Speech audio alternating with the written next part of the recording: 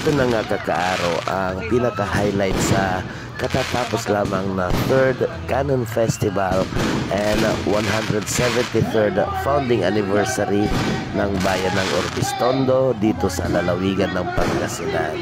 At ayan, matutunghayan niyo sa video ito ang nagagandahan at makukulay na fireworks display. Yan, sa Himpapawid po tayo ay nakakuha ng pagkakataon na i-feature dito sa Kakaaro tayo ang nagaganap na fireworks display mga kakaaro. So ito pa ginanap dito sa Rizal Park and Plaza, dito lang sa tabi ng Sangguniang Bayan ng Orbistondo.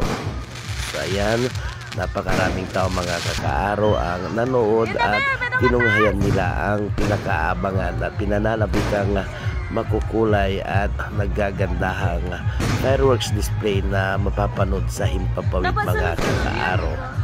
So ito yung pinaka main event dito lamang po sa katatapos lang na 3rd Canon Festival. And once again mga kakaaro, Canon Festival na aming ipinagdiriwang ay kapistahan ng mga iba't ibang uri at masasarap na kakanin or native delicacies and native cakes made of glutinous rice or malagkit na bigas.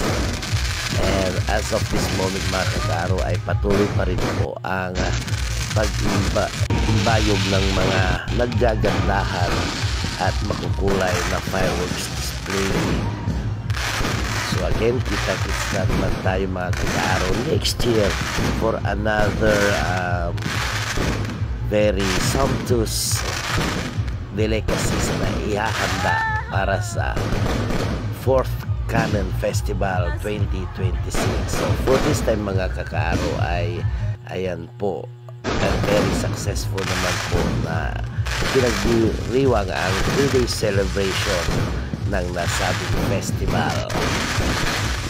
So at maraming mga Orbistondonians o mga mamamayan ng Orbistondo ang naligayahan, natuwa at nasiyahan sa kanilang napanood na fireworks display mga araw.